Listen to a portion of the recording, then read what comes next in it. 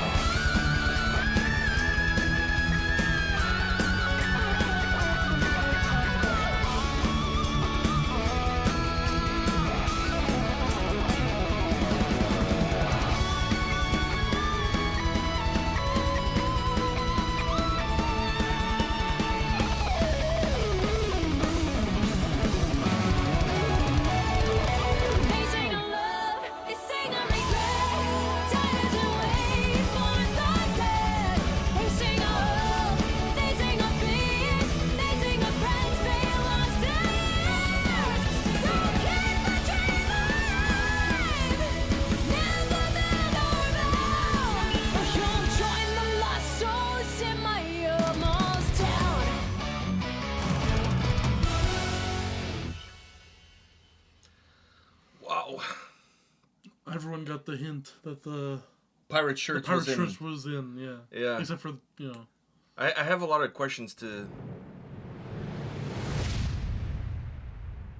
Oh, I was wondering if they were still with Frontiers. Turns out they are. All right. That answers that question. Mm-hmm. What I was going to say... Oh, let me start off by saying, now that 60 is the new 30, I'm glad I bought my 7 Spires hoodie back in the day. Mm. When it was like, $40. Do I have a hoodie or do I have the... It was yours. I took it. Oh, yes. It was mine. You took it. You outgrown it. Did I have a t-shirt or whatever? You still have a t-shirt. I still have the t-shirt. But I don't know if it fits you anymore. That was a long time ago. It was at least 3 albums ago. It was at least 3 albums. It was at least 30 pounds ago. Yeah, maybe more. So anyhow, I'm not passing judgment. I'm just saying, man, for you to be able to wear it is... maybe a good idea for you is to take the shirt to the show when they play in Toronto next time. Sell it outside the venue for a lower price. It's not bootleg. It's original material. And then use some of that money to buy a new shirt that actually fits you. It's vintage now. It's vintage. It's vintage. That's why I want to keep it. Maybe I want to get them all to sign it since we're buddy-buddy. Yeah, that's true. That's true.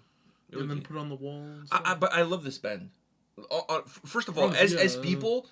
Like you're not gonna find a greater group of people. And then as musicians, they're all outstanding at what they do. That yes, but as people, they're very very nice people, and they're very optimistic and down to earth. When we did that. Seeing them at the Rock Pile and everything. We've seen them twice at the Rock Pile, actually. I know, but yeah, we've been following the band since the early beginning. Exactly. Since the beginning, I think first we discovered them at the end of the cycle of the first record, coming into the second record. Yeah. So it's like a long, ages ago. And even knowing that it wasn't going to be a big turnout, they put on an amazing show, and they had a lot of optimism about the show and everything, and it just seemed like people who were really, there for the craft. They're not there for... They're there to play their music, no matter if it's one person or 500 people. They're going to play the same show. And it was one... And give it 110% every time. It wasn't one person, but it was... It wasn't 500 either. Yeah, it wasn't 500 either.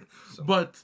They've gone a long way since then. It was... I bet you if I go see them now with a bigger crowd, it's going to be the same performance I saw them that day. Dude, I've seen them a few times now. They're going to be touring in Europe with Skullmold and Atavistia, which is a band from Vancouver. So they're going to be, which is kind of a crazy lineup. But they do really well in those kind of lineups. Because the lineup that I saw them last time they were in Toronto, like I said, was LVT was the headliner. It was Omnium Gatherum and them. They were the first band, if I'm not mistaken, they were the first band of the night. And none of these 3 bands really, there's no Venn diagram where all these 3 bands find a way of meeting each other. No, they're all very different. But the crowd that was there for LVD really enjoyed some of their softer stuff, and they enjoyed Adrian's vocals. And the people that were there for Omnium Gatherum enjoyed their heavier stuff, the harsh vocals and their heavier stuff. So they had I don't know how they thought about the set list, but the set list that they put together was perfect to bring in the fan base from both, and allowing that fan base to then become their fan base. I honestly feel like that tour for them, of all the tours that they've been on, I think that's probably one of the tours that opened the most amount of doors. I honestly feel that way. Based on the feedback that I got from people after the show that I was talking about and whatever, they were floored with by how good they were. Because some people didn't know them. Some people didn't know them. So. I mean, these guys they know how to, not only do they know how to put on a good show, but that right there just shows they know how to play to a crowd. They understand the dynamics. They understand what they need to do to play to a crowd that's not familiar. So now, what do you think about this song? And this song, I think this song actually mixes in perfectly to both of what you were saying. That lighter crowd and that deeper crowd, but you have to wait a little bit to get into that deeper stuff. Heavier stuff, you mean? Into the heavier stuff. But the chorus had it has this like opening, like this show, like the start of like an anime opening, like very high bouncy. Very very bouncy. Even you see in the music video, like it's very bouncy. But the one thing that really got my attention was at the start of the song. The bass throughout the song, the bass, but the start It really of the song, pops throughout the song. Oh, throughout the song it pops a lot, but you're introduced to it at the start of the song. But the thing I like, okay, so let me say this. First of all, I don't know where the hell they filmed these videos, because this video, I don't know where do they find these places. I don't know. Like I think they put on the pirate shirts. I get I it. think they like, put on the pirate shirt, and then the map shows, and it shows like where the booty is, and this is the booty. Booty. All right. Yeah. Anyhow, you're really laughing at booty. I giggle. How old are you again? I'm old. Anyhow, going back to this, I don't know where they find these places, but kudos to them. They always have great ideas in terms of finding great places for music videos. I'll say this: the bass. It's interesting that you bring it up. If the bass was that pronounced in the forefront from start to finish, I wouldn't have liked it. No, because I think it would have taken away from her vocals, from the power of the guitars, from because the drums. It's so heavy coming through. It's like, so thick and bouncy that you only really need to. Like, when you're listening to it on the headphone, it takes all the focus away from everything. All I hear is bass. But then it blends perfectly when the guitar starts again. And then it comes back up. And then it comes back up. The fact that it comes and goes is what makes it work. Yeah. If it was there, like throughout the whole thing, I wouldn't be able to talk about anything else, because that's all I would have heard. And it's not like it's beyond creation. Like, no, it's a different style. It's a different style. Like it's not one of those things where it's like, oh, I want more bass. Like, I need the. It's not a technical death metal band. You're not gonna like. It's not one of those. So the bass coming through, yes, it's very. They're not nice from Australia. It's nice and it's bouncy. It just has this good velvety sound to it, but you don't want too much of it. As the jackets do. The jackets look very velvety. Yeah, you don't want too much of it. But also, once you have it, you don't want too little of it either. So they perfectly balanced it throughout the track, giving it its moments and then blending it perfectly in with the guitar and the vocals. Yeah, I agree with you 100%. It's an interesting song, because I thought it was going to go soft all the way through. I was not expecting some heaviness at the end. But I'm glad it came in at the end, because it put a little bit of an exclamation mark on the song. Yes. It allowed to put, like, that stamp. Yeah. I agree with that. Because not that I would have minded otherwise, but it's nice to have that little, like, surprise there at the end. Because when it shows up so late into the song that you're not expecting it anymore. So when it comes, it creates a little bit. Even though for those that follow the band, that they're capable of doing that. You're at this point in time, I was already not thinking it was coming, and I was enjoying almost like a ballad. Yeah.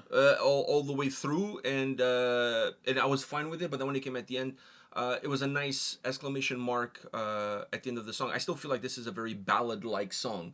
And that ending is not going to change the fact that it's still a very battle-like song. It has like an anime opening type thing. Yeah, there's a little bit of a cartoon vibe to it. Like a cartoon opening, yeah. Like maybe cartoon pirates or something. It is what it is. One Piece. I don't know where they find those shirts, man. I don't know where they find those shirts. The pirate. I mean, I feel like you could rock it like. I don't have the look for it. I can't do it. Listen, dude. I'm not saying that they didn't have fat pirates back in the day, but I think they had a lot of them. But they didn't wear those fluffy shirts. Those fluffy shirts was more for the pinkies up prided. Better. Yeah, I was more like Jack Sapuro. Jack Sapuro, yes. I was more like Jack Sapuro or Jack Support, needing some back support or whatever. Fuck. Anyhow, I would have made a horrible pirate. So, I would have been a drunken pirate, I think. Mm-hmm. I think there was a lot of those, too. There was a lot of those. With scurvy. Definitely. Probably would have gotten some scurvy. Anyhow, guys, Seven Spires, they're going to be on tour in Europe, like we said with Skullmold, or like I said with Skullmold. And looking forward to seeing them on this side of the Atlantic at some point in time. Always fun to see them. Yeah, looking forward to seeing them. I always have a great time when they're in town. And go figure out where to pre-order. I'm sure they have the links on their social media, on their Facebook, on their Instagrams. Just go check it all out. Maybe they have some links or where you can buy Seven Spires pirate shirts. That would be great for the merch. Oh, with the big stuff in the back. Like you have the S in the back. Well, like their logo, which is like a North Compass thing. Yeah, you have the logo in the back or on the tit, and sell them, man. Yeah, I'd buy one. Just a lounge around the house. I would never go in public with it, but Well, story It's checks something out. thin, like something thin to like. It's really hot outside, and like. Why not just wear a galabea? No, like it's really hot outside, but I don't want to walk around in my underwear, so I wear shorts, and then it's like it's In so a pirate hot. shirt. And the pirate shirt because it's nice and airy, you know. So it's like wearing a Hawaiian shirt. It's like wearing Under Armour. Not Like quite, thin, but like okay. very loose Under Armour. Which defeats the whole purpose of Under Armour. Yeah. Or Tawny Copper for that matter, but whatever. Anyhow. It's like not wearing a shirt at all. I just think it would be cool. Me too. I would buy one. I think it would be cool. And speaking of pirates, you know who they should go on a tour with? Visions of Atlantis. That would actually go really well, yeah. Yeah, I mean, like, ahoy, matey. Ahoy. Ahoy, matey. So, make it happen. Anyhow, I think a tour Or do a like... collab. I heard from the grapevine that tour was supposed to have happened, but maybe... They should do a collab. A pirate collab? Yeah, like do a song with Visions of Atlantis. Oh, I think that would be great. Like, I think that would be great. just because of the shirts. Just for the shirts. For the shirts all right, alone. guys. We'll see you all at the next video. See ya.